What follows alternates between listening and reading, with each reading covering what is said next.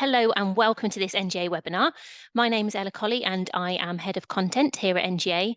I'm delighted to be joined today by my colleague Adelaide Chitanda, who is an NGA Senior Advice Officer. So I will hand over to Adelaide shortly, but before we get started, I just need to go through a little bit of housekeeping just briefly. So this is a webinar rather than a networking event. So for those of you who haven't been at an NGA webinar before, it's useful to know that you'll be muted throughout, so you don't need to worry about that. There won't be any opportunities to answer any questions live today, but you're welcome to use the chat function if you would like to share your thoughts or feedback. We'd be grateful for that. And we do particularly look at comments when we're developing new advice and guidance for our members. So that's useful to see your thoughts there. Also worth reminding our NGA Gold and MAP members that you do have access to our advice line, so you can call or email for expert advice on any governance topic. So I'll make sure that we share the details on that in our follow-up email after the webinar. Good news also, you don't need to worry about making notes today. We will share the webinar recording along with slides and links to all the resources that we mentioned shortly afterwards, probably tomorrow in an email follow-up. Okay, so moving on now to talk about the focus of today's webinar, which, as you know, is around increasing board effectiveness and efficiency. We'll explain in a moment why we've decided to focus on these areas in particular that you can see on the slide here. But you'd expect we're going to cover a number of areas that we know impact on workload for governors and trustees. And so we hope to share with you ideas that are not only going to improve practice, but I would hope are going to save you time so that you can make more space to focus on the issues that really make a difference to pupils in your school and to your communities. So everything that we cover today is relevant to all types of school and trust, and I really hope you get lots out of it. But I'm going to hand over to Adelaide now. She's going to start us off by talking about how NGA research has helped to shape the focus for today's webinar. Adelaide. Thank you so much, Ella. So NJ has been monitoring governance workload challenges for many years now, but recently there have been indications that the heightened intensity of governance workload is posing a threat to its sustainability, straining even the most dedicated volunteers and adding to recruitment difficulties. So we therefore conducted an extensive study to gather further evidence to gauge the prevalence of workload pressures on volunteers, identify contributing factors, explore potential areas for responsibility reduction, as well as propose some solutions. So as part of our study, we identified 5 strands requiring further exploration, and one of which was staying strategic and governing efficiently, which we'll be discussing today. But before we get into that, I did just want to say that we do acknowledge that although this webinar focuses on improving board practices and efficiencies, we are aware that our advice won't solve all workload issues, and we aren't claiming that at all. But we also acknowledge that there are opportunities for improvements for most boards. So that's what we're going to be focusing on today. Next slide, please, Ella. Thank you.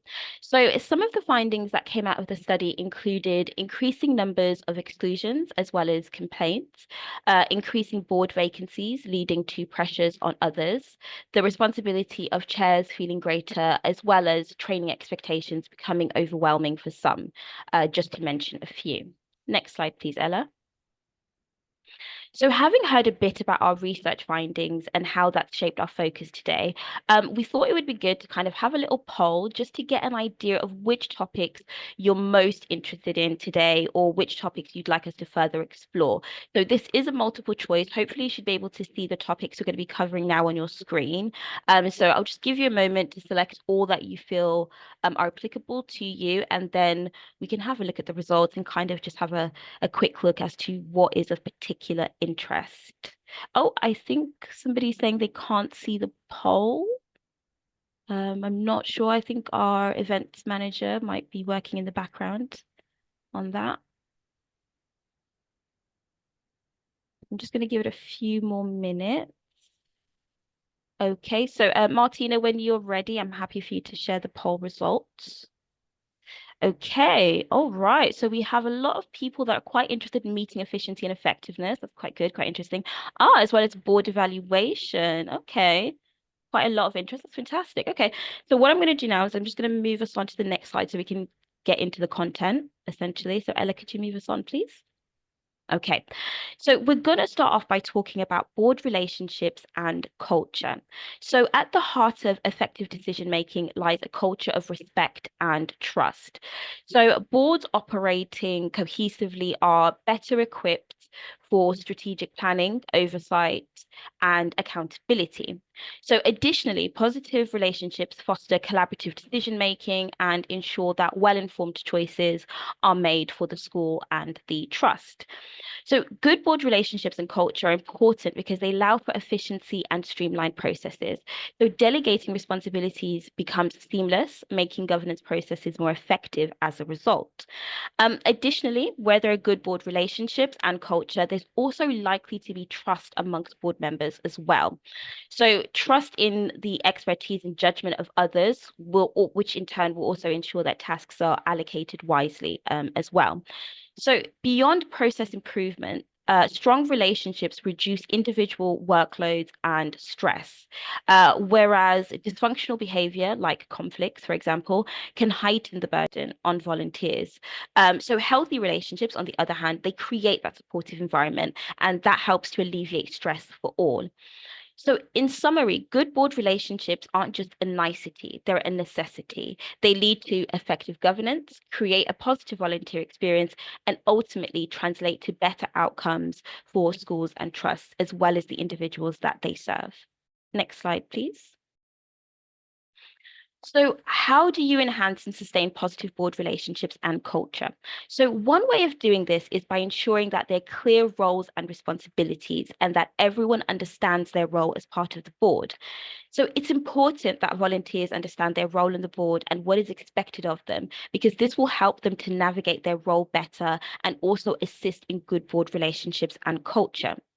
So essentially, effective boards have a good understanding of their roles and responsibilities. And to help with that, we recommend that all boards adopt a role description to support governors and trustees in understanding their role.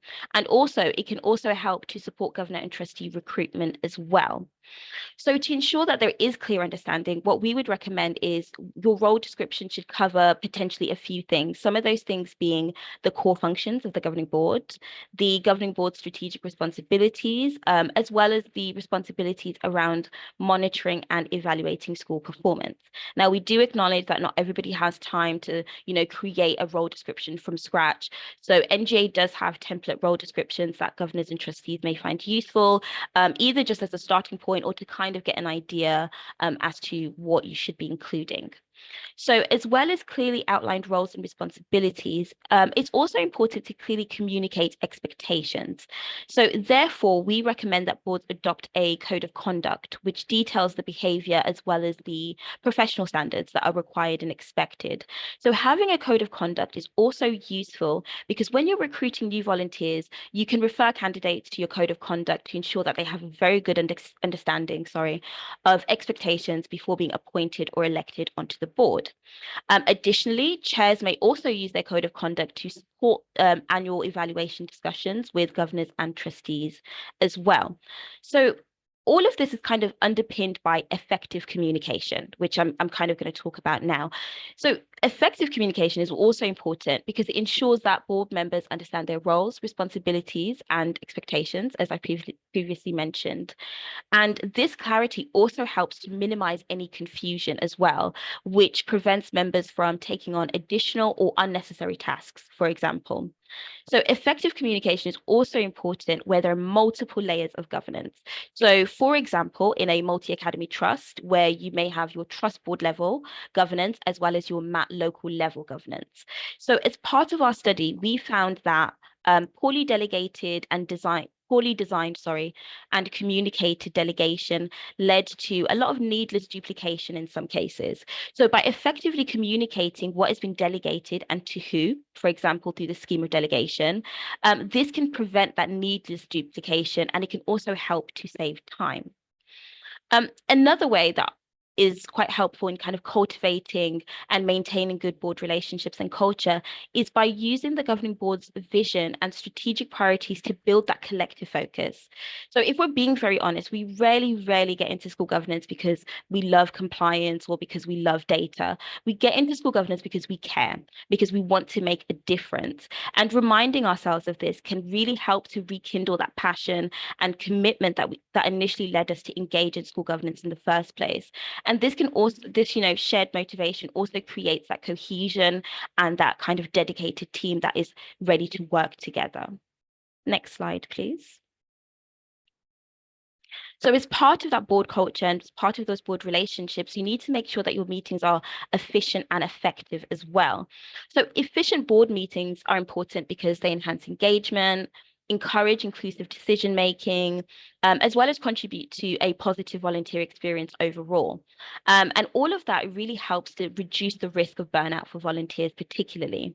So by fostering a collaborative board culture, efficient meetings can then lead to informed policy development, which Ella will be talking about shortly, streamlined operations, as well as accountability. Next slide, please. So again, how do we go about ensuring that meetings are efficient and effective? So let's start talking about the number and the length of meetings.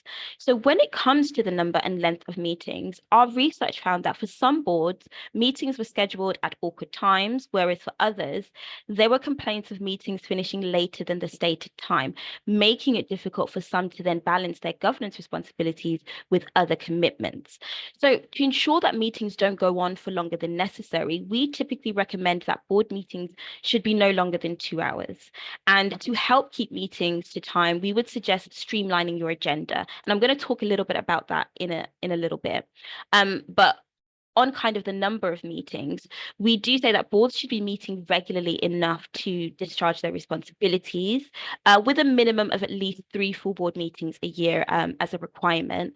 And although it is important to meet regularly enough to discharge responsibilities, meetings shouldn't be occurring so often that it makes the role unsustainable. So it is really about finding that balance between the number of meetings that are appropriate for your function without making the role unsustainable. And I can't exactly give you an exact number because every board is different and you will require a different number of meetings. But that's something that we would suggest is kind of taken into account when planning your meetings. Our study also found that in some cases, agendas were overwhelmed by compliance activities, such as reviewing policies. It was also found that the any other business agenda item was sometimes used to allow for multiple different discussions to be had, at the end of the meeting, which then just added more time onto the meeting. So to mitigate this, what we would suggest is generally assigning a set amount for each agenda item, a set amount of time, sorry, for each agenda item. And this can really help to ensure that time limits, that the time doesn't, sorry, and this can really help to ensure that the meeting doesn't run over than it needs to. And it can also help to foster that efficiency because people will know, okay, we've only got 20 or 30 minutes to talk about this particular item. We can't be, wasting time talking about things that aren't relevant. And it also helps to maintain engagement because let's be honest, if you're having to sit there for, 3 hours, you might, stop paying attention at one point or another. Another point that was raised as part of our research was information overload. So some board members reported, not receiving enough information, whereas others reported receiving too much information. And high volumes of paperwork can lead to late dissemination, which can also impact the preparation of governors and trustees for meetings. And this can also lead to time drain when it comes to reviewing and processing extensive amounts of information. And information overload combined with time constraints can then lead to burnout for some volunteers. So we need to ensure that we're requesting information that is necessary to effectively carry out our responsibilities within the context of our schools or trusts. So boards may want to work with their school leaders to produce reports that provide the right amount of detail for their board and their specific context. I'm now going to pass on to Ella, who's going to start talking about policies. Thanks, Adelaide. Yes, so as Adelaide said, the subject of policy approval can be one that starts to take up meeting agendas, can't it? And I think it's useful at this point to just have a little think about how much meeting time we might be spending reviewing and approving policies, and whether you think that's time well spent. And what is the impact for your board, and more importantly, the pupils and community. So a good place to start, I think, is to be clear about what our role is and what it isn't when it comes to policy approval. I do think it's really easy to get drawn into the details when you're looking at policies, maybe finding ourselves looking for spelling mistakes or editing policies. I know that's something I struggled with when I was a new governor for at least the first term, maybe even the first year, just avoiding getting drawn into that detail. But of course, it is the job of school and trust leaders to draft and to edit policies. And we know that governing boards, we should be remaining strategic. But I think worth just having a little look at how that might work in practice and see if there's any opportunities for us to sort of streamline that a little bit.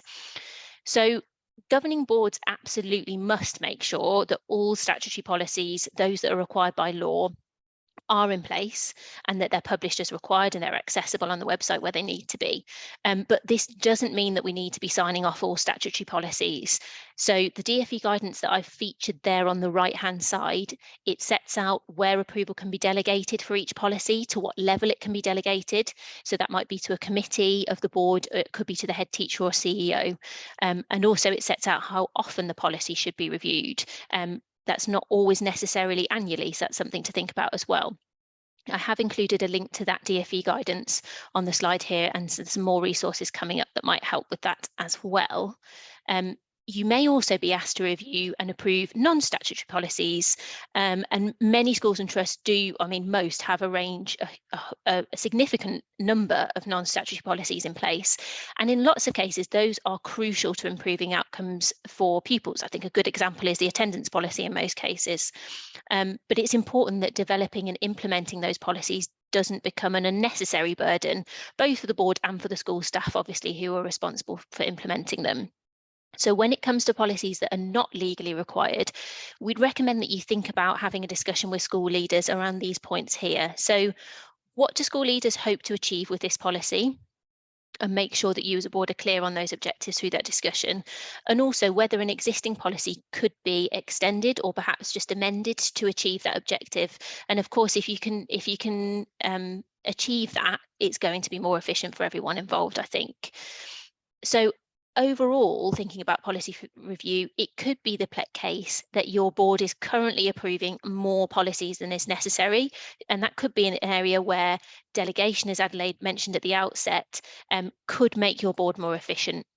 And if you think that's true for your board, and this stands for lots of things we talk about today, a good place to start is a conversation with your governance professional, your clerk to the board. So they're going to be able to advise on what the legal requirements are, and obviously you need to be very clear on those, but also where there might be some room to make some useful changes. And you may also want to refer to NGA's policy review schedule. We'll share links for that. Clearly, you do need a level of oversight of all policies, even those that we don't sign off as a board. So one idea that's been mentioned previously, and I think is a good one, is a brief summary of updates within the head teacher or CEO report. So that's, I think, a nice way for the board to stay informed about policies that they're not subject to approving in without us getting involved in too much detail. So whilst we've talked about reducing the board's workload associated with policies, we don't want to diminish that role completely, because overseeing policies and how they translate into school life, into everyday practice, is clearly what we're here to do. So when you do see a policy on your meeting agenda that's coming up for approval, I think it's worthwhile us thinking about how do we manage that effectively and ensure robust oversight. So these questions here, I think, are going to vary the questions that you want to ask about policy in any context, but it is the board's role to ask challenging questions to make sure that the policy is robust. So I think these questions provide a good starting point, finding out what changes have been made to the policy so you can hone in on some of those bits that are really going to matter. How was it developed? In lots of cases, obviously, a local authority policy has been used, or in a map, perhaps a trust-wide policy has been adapted. So that's going to be really useful for the board to know. And alongside that, who was involved? Has there been expert advice sought? Have stakeholders been consulted? something like an HR policy, the board is going to want to know, has any external advice been sought there? Does it comply with relevant requirements? Is really important for a statutory policy, of course. And last but certainly not least, how does it align with your ethos, your values and your vision? And in particular, when we're thinking about our ethos and our values, how inclusive is the policy? So is it going to work? Behaviour policy would be a good example, but there are lots where it's so important that that policy works at every member of our school community, be it pupils, staff, families, whoever is involved with implementing that policy. So I hope that gives a little bit of a flavour of where sometimes when we just get bogged down in the detail of policy, we might overlook some of these opportunities to ask these sorts of questions and spend our time focusing on making sure that it really is robust as a policy and the impact that it has. The next topic to talk about is training and development, and I think this came up in the poll as one that people were quite interested in. If you're struggling with governance workload, it maybe seems a little bit counterintuitive to invest time and to have to make time to invest in governance training and development, but it's definitely the case that our research highlights, and probably no surprise that we would say this, that it's actually really important and a key way that boards can become more efficient and effective. But of course, we all know it's not always easy to fit in training around other commitments. So I thought we'd have a look at some of the fundamentals I think that can help to make it more manageable and hopefully more effective as well. Starting, of course, with induction. So most of us will have taken part in some sort of induction program when we joined our board, and hopefully would agree that it's really important. So you might have had a tour of the school, maybe met with staff and pupils, and hopefully also some specific induction training. And actually for a long time, NGA has lobbied for making induction training mandatory because we know that it's something that the governance community really support.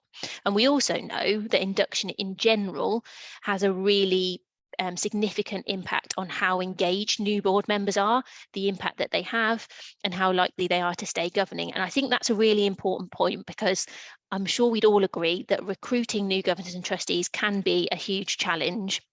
And having gaps on the board, as Adelaide pointed out right at the outset as part of our research, having gaps on the board really does impact on the workload that remains for the board members that's still there.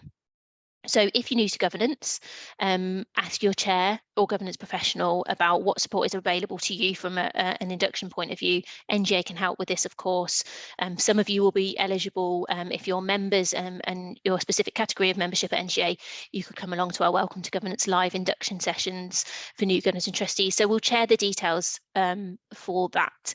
But important to say as well, if you are someone, maybe a chair or a vice chair, who contributes to the induction programme for your board, and you've got a little bit of time to think about perhaps reinvigorating it this year, we do have guidance to support you as well, and to think about making sure you're ticking off some of the key components as part of that induction to your board that will hopefully make the difference. Going beyond induction training, we know that it can become overwhelming to try and fit in some of the ongoing requirements or even the nice to haves. One example we had shared during our research was where an HR professional had been signed up for mandatory HR training and a sort of a one size fits all list of training that every board member was expected to participate in. Sometimes that absolutely has its place, but I think what we're suggesting here is that being clear about the learning outcomes of any training and development, how the training can be accessed, and giving individuals the opportunity to make decisions on whether that is something that is a really good use of their time when we've only got so many hours in the day and so much time that we can devote to what is effectively, well, it is a volunteer role, isn't it? So I think being clear on that is helpful. Of course, we should all be completing skills audits, and that's a great starting point to help identify development needs and to work together, but to build those individualised plans as well, those individual development plans that we can take ownership of as individuals as well. We also heard from our research participants that accessibility and flexibility in training can be an issue. So I guess it's no surprise that e-learning and webinars are found to be particularly popular because they can be accessed often at any time. And I guess that's no surprise to you because you're here today. But we shouldn't also overlook collaboration. So collaborating with other governors and trustees was identified as a popular development method. It can often be free. Some of our research participants spoke about mentoring being useful, particularly for new governors and trustees. And of course, that can all be done in a really flexible and accessible way. But beyond that, there are lots of networking opportunities. If you're part of a MAP, this might be something that you're already doing actually, networking within the layers of governance or perhaps between academies. You can also make use of NGA's networks. We have several, so I'll make sure that we share those as well. So last but definitely not least of the topics that we're covering today, because I know this appeared as quite popular in the poll as well. So I hopefully makes sense for our last topic of the day to be evaluation. And I think probably we've all got experience, haven't we, in personal or professional lives, of where investing that time, if we can, in reflection and evaluation pays dividends in the long term. And of course, governance is no different. So it is good practice for governing boards to undertake some sort of self-evaluation every year. We have NGA tools to help you do that. Self-evaluation questions, lots of you, if you've been governing for a little while, will be familiar with what we've in the past called our 20 and 21 questions. So that's absolutely a good method of self-evaluation. But it's also good practice to undertake an external review, to commission an external review of governance periodically. So that's every 3 years or more often in certain circumstances. So last year, actually, just to try and bring that to life a little bit for you, we did some research again on the issues that crop up most often as part of external reviews of governance. So I thought worth sharing a few with those with you now to see if it resonates in particular with you. So the first one was weakness around board composition, skills and high turnover. So those issues were reported in nearly a third of governance reviews, and I guess that chimes with some of what we've been discussing today, hasn't it? Similarly, number 2 was limited engagement with regular sector updates, and more broadly, a training weakness that can impact on board capabilities, and we all know the knock-on that can have. Adelaide already mentioned number 3, which was what was described as negative board culture and dynamics, which can impact on decision making and the relationship between boards and leaders in particular. And the fourth one we've not talked about so much today, but is incredibly important, was around the governance professional role being underutilised and undervalued. And clearly that role, and if you're new to governance, you perhaps haven't quite realised yet the impact that your governance professional, your clerk to the board, and there are different roles in different contexts, but has a huge impact on making some of these efficiencies happen and guiding the board through a lot of this stuff that we've talked about today. But I thought worth talking you through some of those issues, because it could be that some of those are familiar to you. Some of those were issues that were identified through external review. And it could be that if it's the right time for you to commission an external review, that could help to shine a light on some of those specific issues that are impacting on efficiency and effectiveness for your board in an impartial way, but also in a collaborative way. So the reviews are very collaborative, they're practical processes, and I should say these can be commissioned through NGA. And obviously that's what I'm focusing on now, but it's a sector-wide practice, the practice of commissioning external reviews. They should be really time efficient. So if you're sat here today thinking, oh, there's lots I think we need to focus on, I'm sure lots of people are thinking that too. An external review of governance can really hone in on the issues that are specifically going to make the difference for your board. So it's not just sort of a box ticking audit type thing. And I think hopefully the quote, if you've had opportunity to have a little read of that on the screen, there makes that point, that it goes beyond an audit really. So even if you're particularly experienced and you can be governing for a long time, having that external point of view, as I say, really helps you to hone on in the things that are going to make a difference and in a timely manner. So I'm going to wrap up there on that reflective note, hopefully with leaving you with lots to think about. All that remains, I think, is to highlight some upcoming NGA events. Worth highlighting that our next webinar is exclusively for NGA MAP members. There'll be lots more webinars coming up over the course of the year. So the next webinar is on the 15th of February for NGA MAP members, and you can see that's all around financial risks. So if that's relevant for you, I hope you will join us for that one. There's a few more slides here to talk about. You've heard lots today about our work around workload and well-being. And then finally, when we finish today, you will be shown a survey that I really hope you'll take a few minutes of your time to give us a little bit of feedback on the webinar today. But I think that's all we've got time for just now, apart from to say thank you very much for joining us. We really appreciate it. And thank you for everything that you do for your schools, your trusts, and your communities. Thank you all so much.